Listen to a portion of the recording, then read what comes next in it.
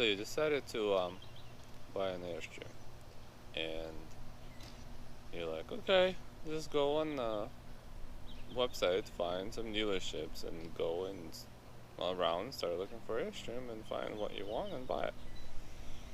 So maybe it's true for some areas, but from what I see, it's not really possible. The only thing you could look is for the brand new ones. I mean, if you're looking for brand new ones, of course, you go find a dealership, and again, there's not that many around, especially where I was in the northern portion of the country. So you have to travel in order to see one. Like for instance, the closest dealership I found was over an hour away, all brand new units, and they're over $100,000, just under or over 100. So this is definitely out of my budget zone. So then you're like, okay, I'll just go with the used ones. Same dealers don't have used units. For instance, the dealer I went to, they had one delivered to them. It was after an accident, so it was the 1990s model, and it was a 36 footer, which is not what I want. And we liked it because you can at least look inside and kind of get the idea what you're looking for, how they're gonna look, and what kind of finishes they have. So that was actually good. But when we talked to the guy, he said they never seen the used unit for so long. Usually people just buy it, they don't trade anything in. So with that being said, used units, it's hard to find. So then I jump on a Craigslist, and I don't find much either. I found, trying to search state by state, and I found only a few units. And then this is not what I want also, this is not something that I want to get. Sorry for the noise, they're cutting grass out here. As soon as you bust out the camera, I guess, the noise just starts. So that's just how it goes. So I did that, couldn't find much. There's also scams there. They put photo of a new Airstream on the outside, usually just 2 pictures, not much information, just like, oh, great camper, must go, blah blah blah, for 28,000. Those things cost like 60, 70. Even used, they're probably around 65, 70. So the price range is just ridiculous. So automatically it's iffy. So then you go with Auto Trader, try there, same thing. Mostly it's all new units. Maybe you find a couple of them, and that's about it. So how do you find used ones? So that's kind of how I felt. I felt like I can't even find one. How go about it? Like, it was kind of like, I don't know what to do. I want one, but I can't afford a new one. So what? I just keep looking. So for the next place is called Airstream Classifieds. So it's airstreamclassifieds.com. So go there on that website, and there's so many options out there. They have so many Airstreams listed there, and then they keep adding the listings and stuff.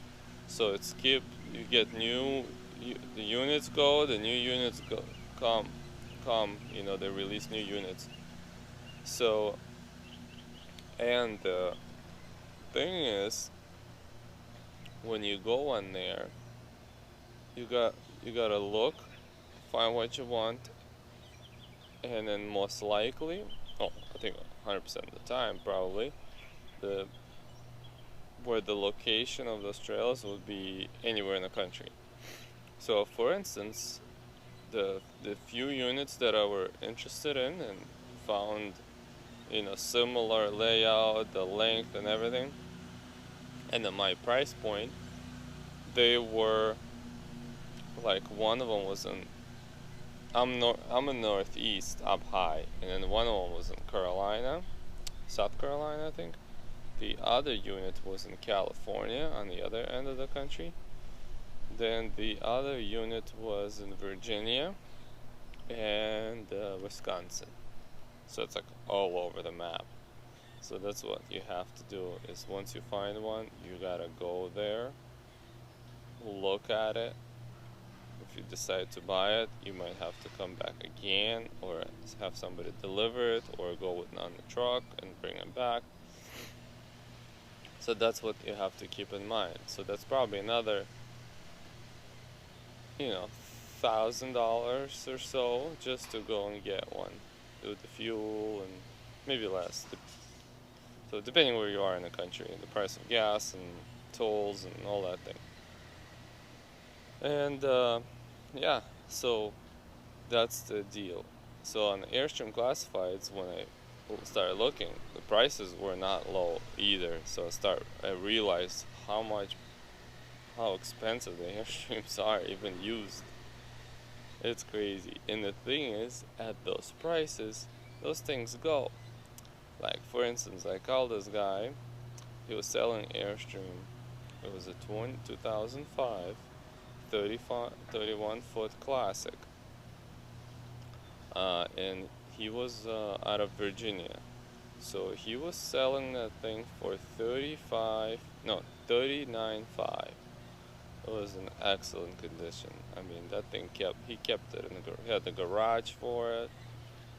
It's all like clean and well taken care of. Had a few solar panels on it, cable TV set up. I mean, he took care of that thing. So he was selling for $39.5 with the Hensley hitch. So Hensley hitch itself is $3,500. It's not cheap. So I called him. I was gonna see if I can drop the price. He's like, nope, I just listed it. I'm not even dropping the price. I just listed it.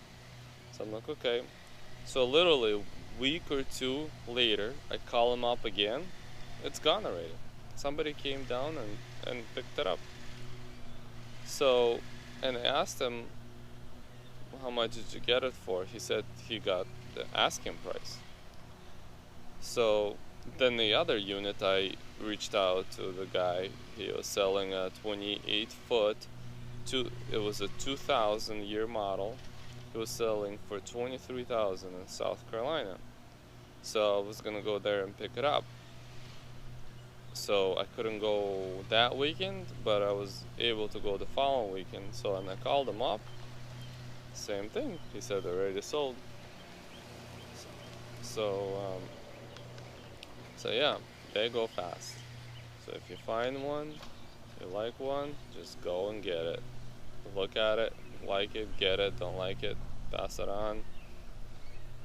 And examine pictures very well.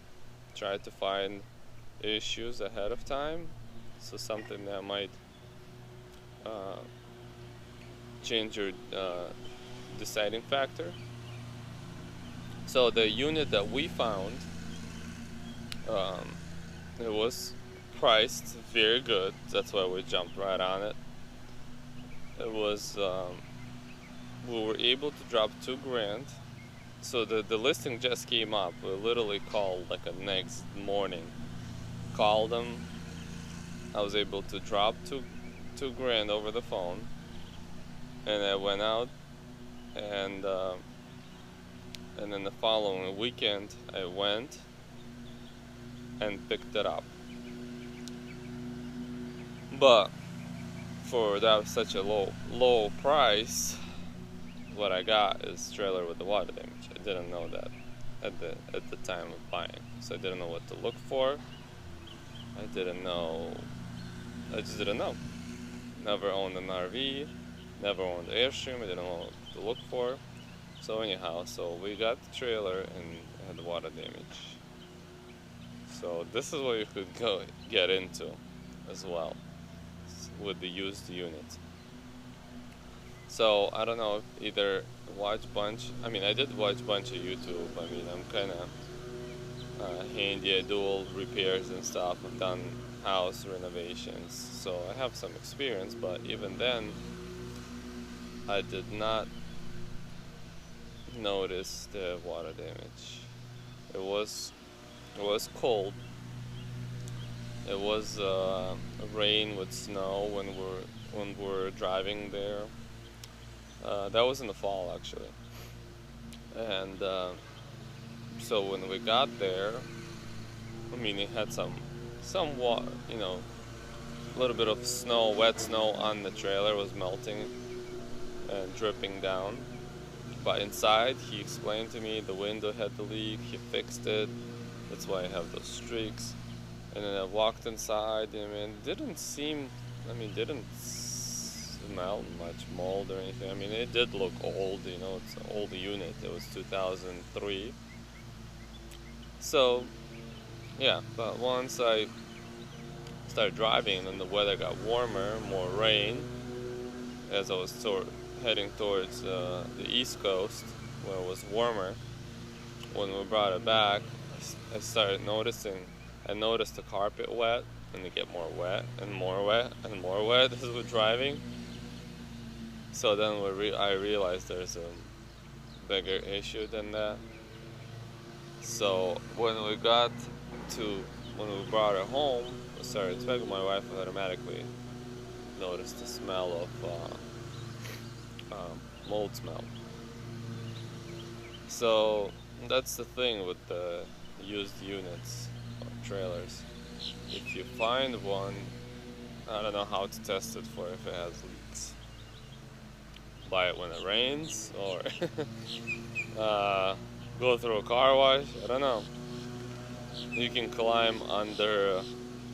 If it has a carpet, you can try. If it rained recently, you can check the carpet, touch it. Check the rivets. Well, anyhow, I'm gonna try to create a video also on what to look for, what I think.